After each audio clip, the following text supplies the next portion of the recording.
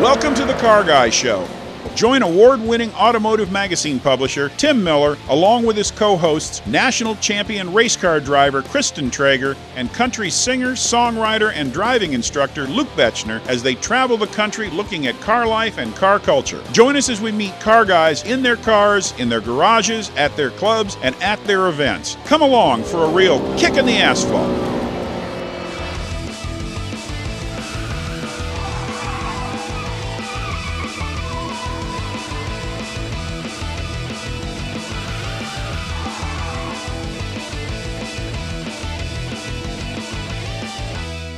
I'm your host, Tim Miller, and we're in Bowling Green, Kentucky, where over 8,000 Corvette owners have congregated for the 20th anniversary celebration at the National Corvette Museum. It's a week filled with festivities and activities here at the museum and also at the new track, which we will get on shortly. We'll tour the museum, and of course, we're going to meet with just a few of those 8,000 vet owners. So come with me. We got a lot to see and a lot to do.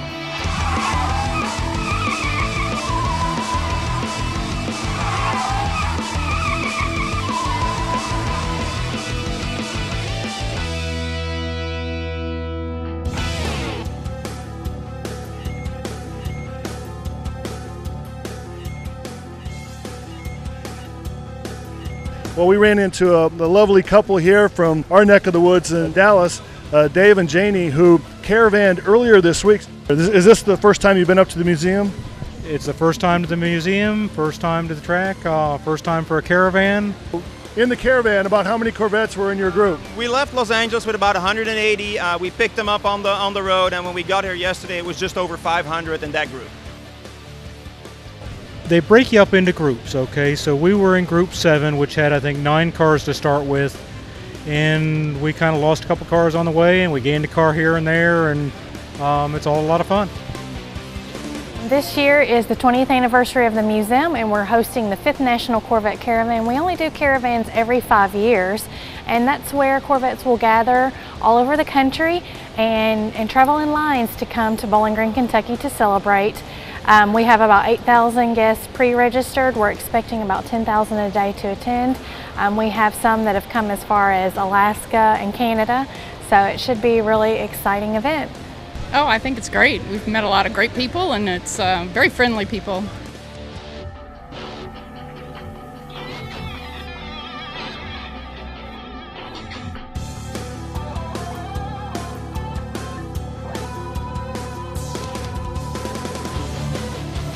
We're standing here with Lou, who's going to be doing some hot laps with some very lucky Corvette owners in one of his new cars.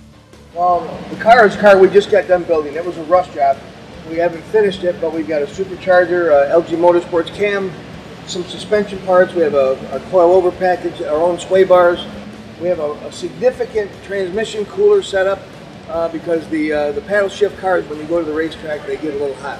So we've solved all those problems, and this car right now, as it sits, has at the flywheel roughly 800 horsepower. So it's easy, it's drivable, that you can take it to work and you can take it to the track the same day. You'll never be late for work. The other thing that we're doing is we're giving hot laps. We're going to give the hot laps. People are signing up, and the money goes to charity, and then they get to ride with me, for 15 minutes in the car, and they pay money to a charity for that, which is pretty good. That's a good cause, and how does it get any better? More fun than anybody should be allowed to have, and the money goes to charity. How does it get better than that? We're with Katie here at the National Corvette Museum, and we're in the infamous sinkhole that happened in February of this year. Yeah, no one really expects to walk into work and find a giant hole in the middle of the building. We are in a karst area, which means we have a lot of caves. And we had a cave under the museum that we just didn't know about, and the roof of the cave collapsed. And in it were 8 Corvettes, 2 were on loan from General Motors, and 6 belonged to the museum. So we went through a several month-long process of retrieving the cars, putting the cars on display, and then hosting hordes of people that were coming just to see the sinkhole and the cars. In any case, we're going to try to at least have some kind of exhibit with a few of the cars as is, and sort of tell the story so for years to come people will remember what happened.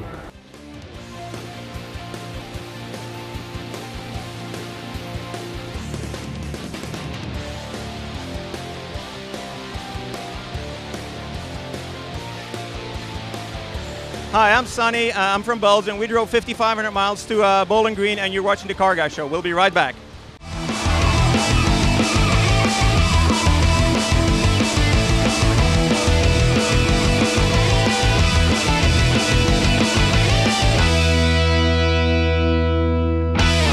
We are in Bowling Green, Kentucky at the Corvette assembly plant, where we're having the extraordinary opportunity of assembling an LT4 motor for the Corvette Z06. Holding the red down, and when you start to see a little slack in the chain, push this forward and slide the whole mechanism back. Oh, there we go. Okay.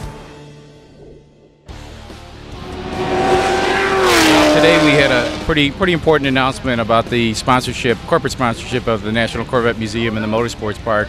And we've had a tremendous amount of involvement with Corvette, from the factory fill on the Corvette production cars to the race team and now the Motorsports Park. So it was pretty exciting announcement today. We've got a couple of cars here that we have show cars that we put together with Jeff Nowicki and Michelin Tire and all these other companies, and we're gonna try to get some hot laps out there.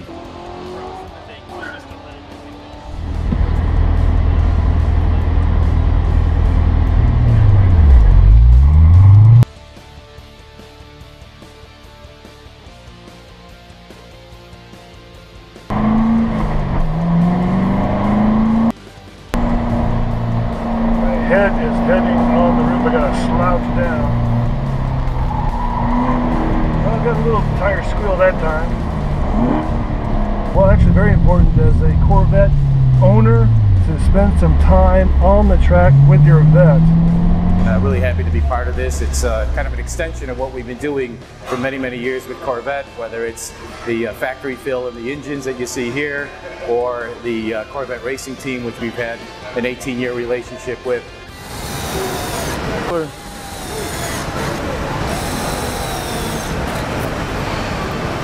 Thank you, sir. I'm Bonnie from Michigan, and you are watching the Car Guy Show, and we'll be right back.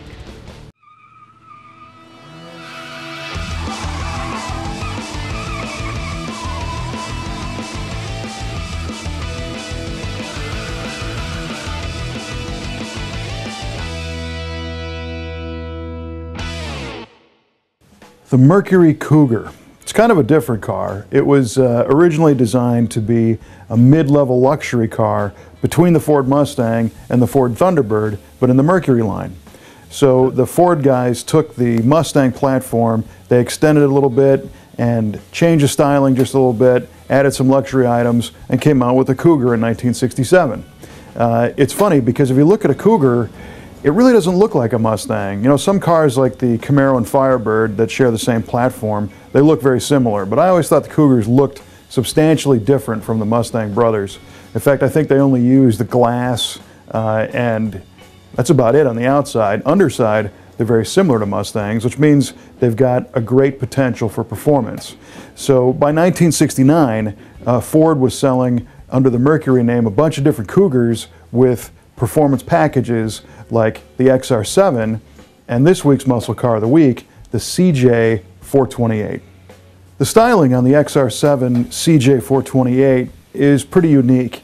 The XR7 was supposed to be more of a European version of the Cougar. These Cougar XR7s are really nice cars inside. I mean, the whole idea was kind of a Mercury Mustang. You know, it still shares a lot of the Mustang componentry, suspension and chassis, but they tuned it up to be a little more luxurious inside the car.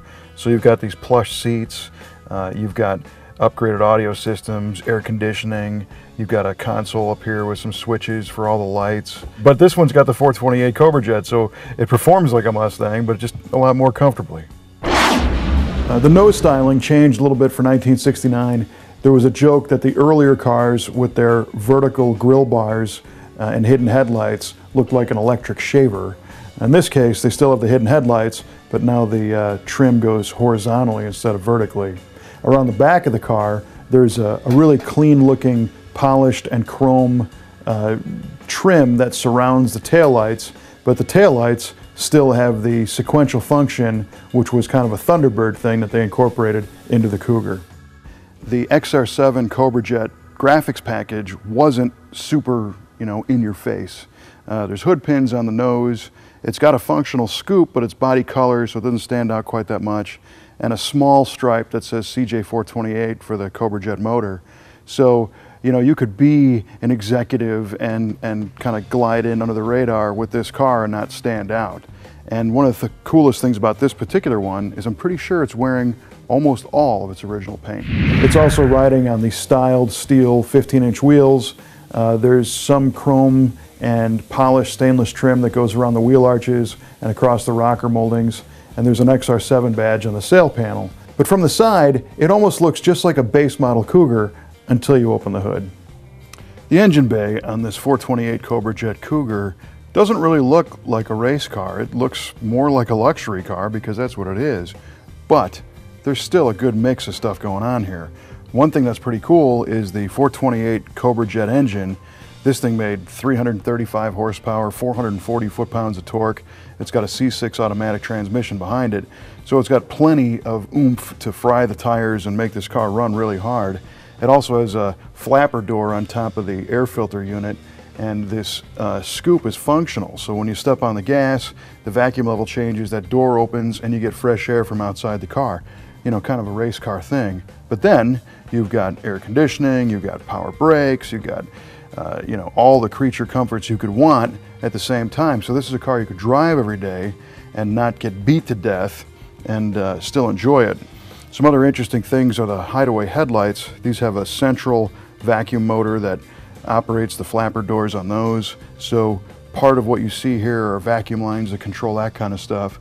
So again, it looks more like a luxury car than a race car, but you step on the gas and it feels more like a race car than a luxury car. And I think they only made about 140 of these CJ428 Cougars.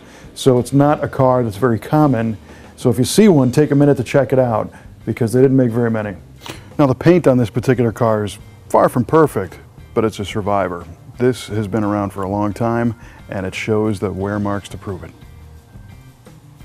The Brothers collection is full of muscle cars that are, you know, true definitions of the word, with Hemi cars, bright colors, you know, things that are just loud and obnoxious. But it's also cool to see that they have some of these understated, more subtle cars like the CJ428 Cougar. But at the same time, this is one that probably won a lot of stoplight races back in its day on the street. We've got some more detailed photos of this car on the website at musclecaroftheweek.com. And don't forget, we always put a teaser up on our Facebook page, so be sure you like Muscle Car of the Week and try and guess what next week's car is going to be. In the meantime, subscribe to the YouTube channel so you never miss an episode of Muscle Car of the Week.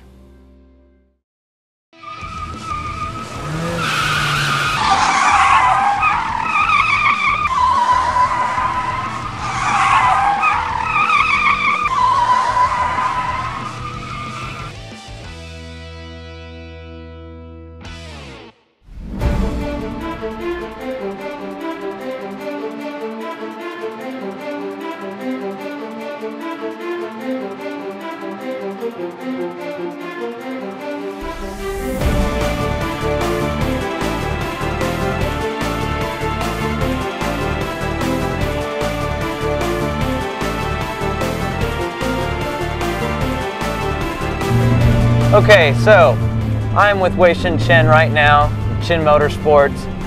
If you can kind of ignore the beautiful cockpit of this McLaren 650S that we are in right now, he is going to tell us a little bit more about what Chen is and how did it get started.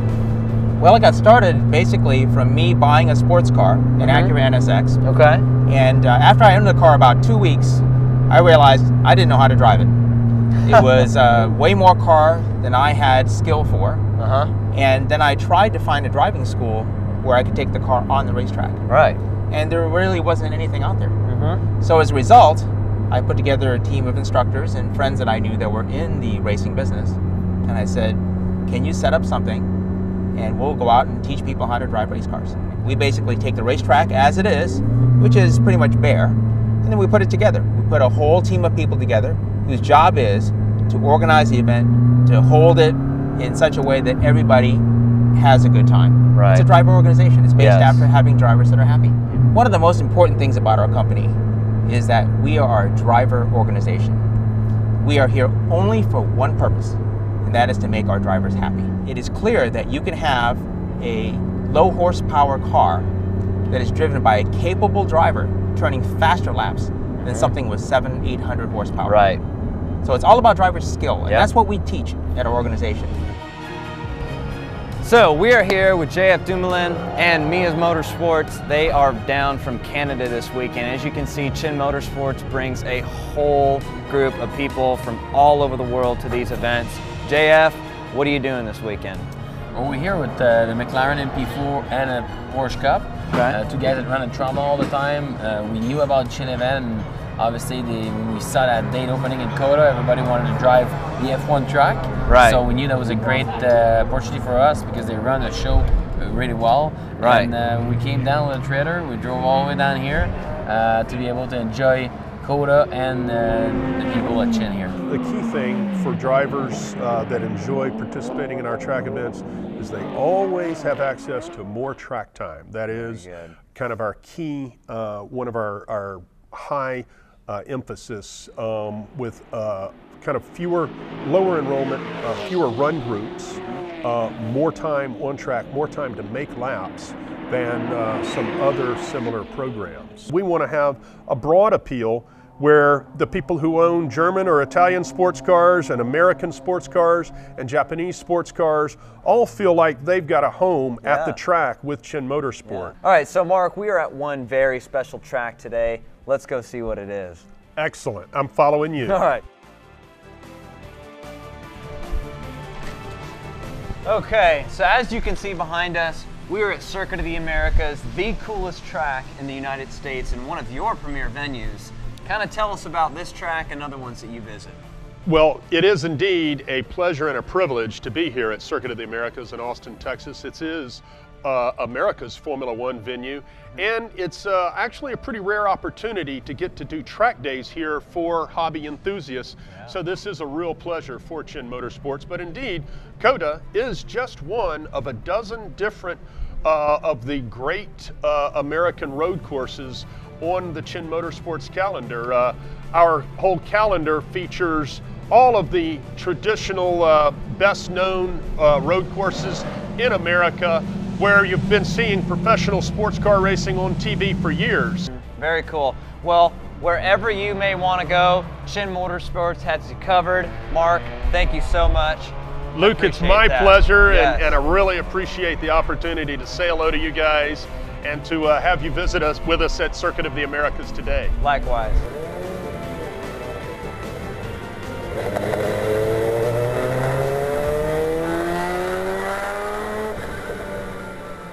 Wow, what a great day we had today in Bowling Green, Kentucky with a wonderful group of Corvette owners. They had about 8,000 owners here, along with their families, the Corvette clubs themselves, and of course, you can't miss the National Corvette Museum. What a great place to visit. Wonderful track, wonderful people. That's it from Bowling Green, Kentucky.